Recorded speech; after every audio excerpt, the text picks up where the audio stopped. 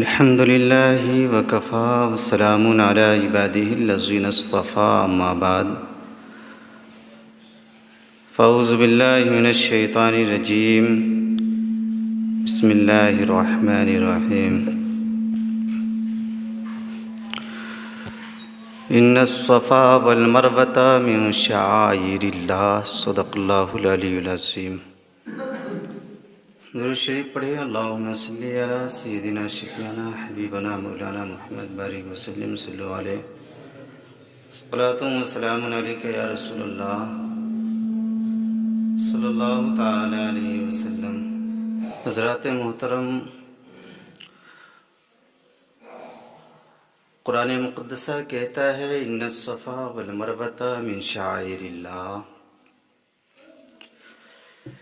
کہ بے شک صفا و مروہ اللہ کی نشانیوں میں سے ایک نشانی ہے. آپ غور کریں تو پتہ چلے گا کہ اس دنیا میں بڑے بڑے پہاڑ موجود ہیں، لیکن اس کے باوجود بھی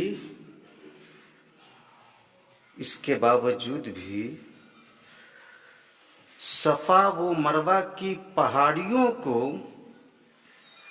اللہ کی نشانی بتائی گئی.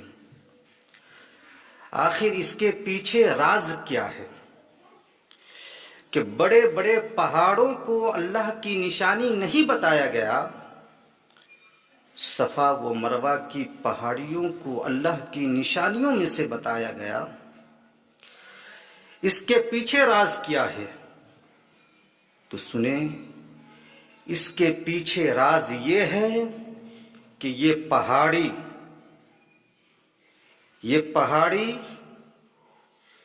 ایک ماں اور ایک بیٹے کی یاد کو تازہ کرتی ہے. یعنی صفا و مروہ کی پہاڑیاں حضرت ہاجرہ رضی اللہ تعالی عنہا اور حضرت اسماعیل علیہ السلام کی یاد کو تازہ کرتی ہے. اس لیے یہ اللہ کی نشانیوں میں سے ایک نشانی بن گئی ہے، اور اس کی صحیح حجاج کرام کے لیے واجب ہے. حضرت ہاجرہ کو پانی کی ضرورت تھی، تب انہوں نے دورہ کیا صفا سے مروہ، مروہ سے صفا. لیکن رب کو یہ ادا اتنی پسند آئی کہ اللہ رب العزت نے تمامی حجاج کرام پر یہ واجب فرما دیا کہ جب بھی تم آؤ یہاں حج کے لیے یا عمرہ کے لیے، اس پہاڑی کی سعی کرو، صفا و مروہ کے درمیان دورہ کرو، اس لیے کہ یہ پہاڑیاں میرے نیک بندے اور اس کی ماں کی یاد کو تازہ کرتی ہے. سبحان اللہ، ایک پیغمبر اور اس کی ماں کی یاد کو یہ پہاڑیاں تازہ کرتی ہیں.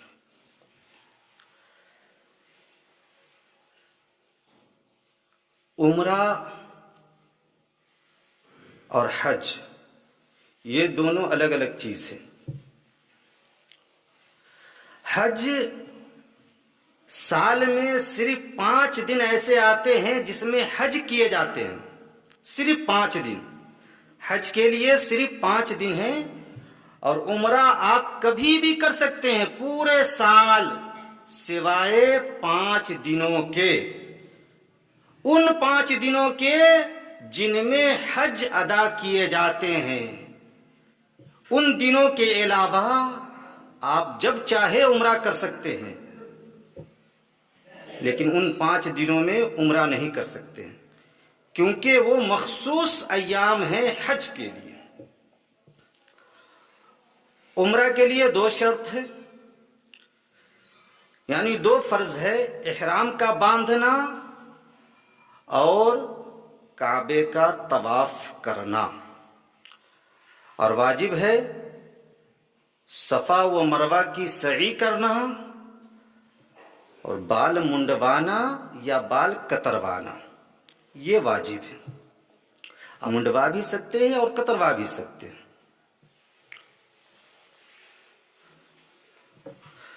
عمرہ کرنا یہ فرض اور واجب نہیں ہے، یہ سنت ہے.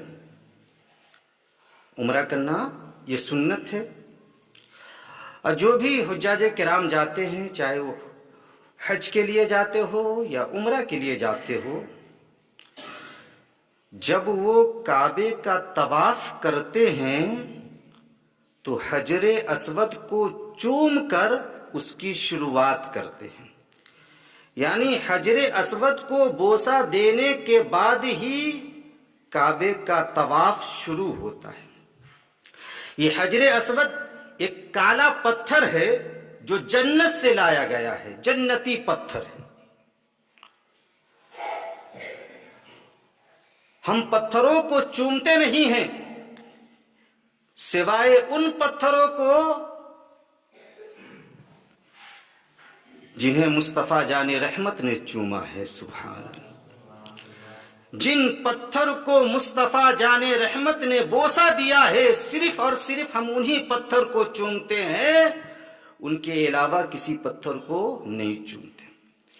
یہی وجہ ہے کہ حضرت عمر فاروق اعظم رضی اللہ تعالیٰ عنہ نے ایک مرتبہ حجر اسود کے سامنے کھڑے ہو کر کہا، اے حجر اسود سن لے، میں اچھی طرح جانتا ہوں کہ تو ایک پتھر ہی ہے جو نہ نفع پہنچا سکتا ہے اور نہ نقصان پہنچا سکتا ہے، لیکن اس کے باوجود بھی عمر تجھے چوم رہا ہے تو صرف اور صرف عمر تجھے اس لیے چوم رہا ہے کیونکہ رسول پاک نے تجھے چوما ہے. سبحان اللہ.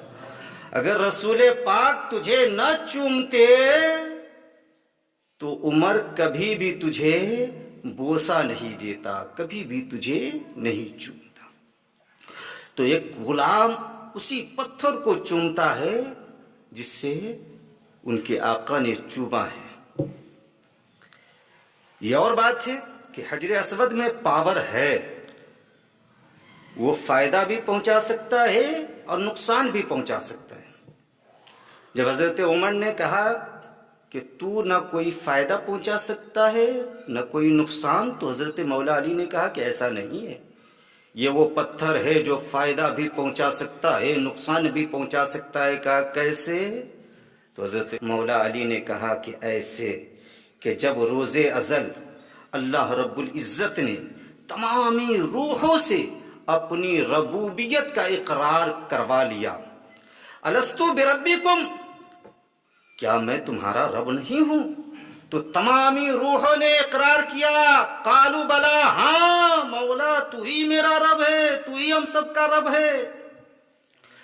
تو اللہ رب العزت نے اس عہد نامہ کو تحریر کروا کر اسی پتھر کے حوالے کر دیا جسے حجر اسود نے نگل لیا. حضرت مولا علی کہتے ہیں کہ بروز محشر جب یہ پتھر اٹھایا جائے گا تو اس کی 2 آنکھیں ہوں گی، 2 ہونٹ اور 1 زبان ہوگی. تو یہ پتھر ایمان والوں کے ایمان کی گواہی دے گا اور بے ایمانوں کے کفر کی گواہی دے گا.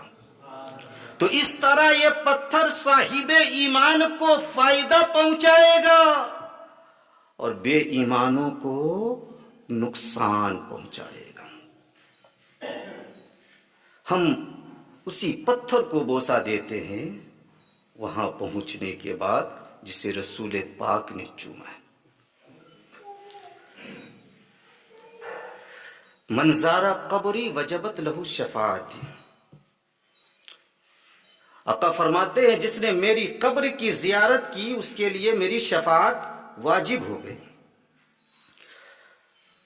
اور جس نے حج کیا، آقا فرماتے ہیں جس نے حج کیا اور وہ میری زیارت نہ کیا تو گویا اس نے مجھ پر جفا کیا. دوسری روایت کہتی ہے کہ جس نے حج کیا اور اس نے میری قبر کی زیارت کیا تو گویا اس نے میری حیات میں میری زیارت کیا. سبحان اللہ. پتہ چلا کہ رسول پاک کی قبر اطہر کو دیکھنا حقیقت میں مصطفیٰ جان رحمت کو دیکھنا ہے. سبحان اللہ. اور ایک غلام مصطفیٰ کے لیے وہ سما کتنا خوبصورت ہوگا. ایک غلام مصطفیٰ کے لیے وہ سما کتنا اہم ہوگا, کتنا خوبصورت ہوگا کہ جب وہ اپنے ماتھے کی ان نگاہوں سے روضہ مصطفیٰ کا دیدار کرے گا, روضہ مصطفیٰ کی زیارت کرے گا. یہی وجہ ہے کہ دنیا بھر کے ہر غلام مصطفیٰ کے سینے میں یہ آرزو ہوتی ہے کہ کاش زندگی تمام ہونے سے پہلے پہلے, یہ آنکھیں بند ہونے سے پہلے پہلے ایک مرتبہ ہی صحیح اس در کی زیارت ہو جائے, اس در کی زیارت ہو جائے جسے در خدا کہا جاتا ہے. سبحان اللہ. جسے در مصطفیٰ بھی کہا جاتا ہے, جسے در خدا بھی کہا جاتا ہے. جبھی تو امام عشق و محبت اس در کے بارے میں لکھتے ہیں کہ بخدا خدا کا یہی ہے در, نہیں اور کوئی مفر مقر, رے جو وہاں سے ہو یہی آ کے ہو, جو یہاں نہیں وہ وہاں نہیں. ہر غلام مصطفیٰ کی یہ آرزو ہوتی ہے کہ کاش اس در حبیب کی زیارت ہو جائے کہ جن کے لعاب دہن کے صدقے کبھی حضرت ابو قتادہ رضی اللہ تعالی عنہ کی آنکھیں ٹھیک ہوئی, جن کے لعاب دہن کے صدقے کبھی حضرت مولا علی کی دکھتی ہوئی آنکھیں درست ہوئی, جن کے لعاب دہن کے صدقے کبھی کھاری پانی میٹھا ہوا, جن کے لعاب دہن کے صدقے کبھی حضرت ابو بکر کے پاؤں سے سانپ کا زہر دور ہوا, جن کے لعاب دہن کے صدقے کبھی حضرت جابر کے کھانے میں برکت ہی برکت پیدا ہوئی. کاش اس در حبیب کی زیارت نصیب ہو جائے. جبھی تو شاعر کہتا ہے دکھا دے یا الہی وہ مدینہ کیسی بستی ہے, دکھا دے یا الہی وہ مدینہ کیسی بستی ہے, جہاں پر رات دن مولا تیری رحمت برستی ہے, جہاں پر رات دن مولا تیری رحمت برستی ہے. وہ مدینہ جس کے بارے میں اعلیٰ حضرت لکھتے ہیں کہ غور سے سن تو رضا کعبے سے آتی ہے صدا, غور سے سن تو رضا کعبے سے آتی ہے صدا, کہ میری آنکھوں سے میرے پیارے کا روضہ دیکھو, میری آنکھوں سے میرے پیارے کا روضہ دیکھو. اور اسی عاشق صادق کی یہ پکار کہ جان و دل ہوش و خرد سب تو مدینے پہنچے, تم نہیں چلتے رضا ارے سارا تو سامان گیا, تم نہیں چلتے رضا سارا تو سامان گیا. جب اس در پر کوئی پہنچ جاتا ہے تو خالی ہاتھ نہیں آتا. در رسول سے اعراض کیا نہیں ملتا, در رسول سے اعراض کیا نہیں ملتا, پلٹ کر آیا نہیں خالی کوئی مدینے سے, پلٹ کر آیا نہیں خالی کوئی مدینے سے. حاجیو آؤ شہنشاہ کا روضہ دیکھو, کعبہ تو دیکھ چکے کعبے کا کعبہ دیکھو.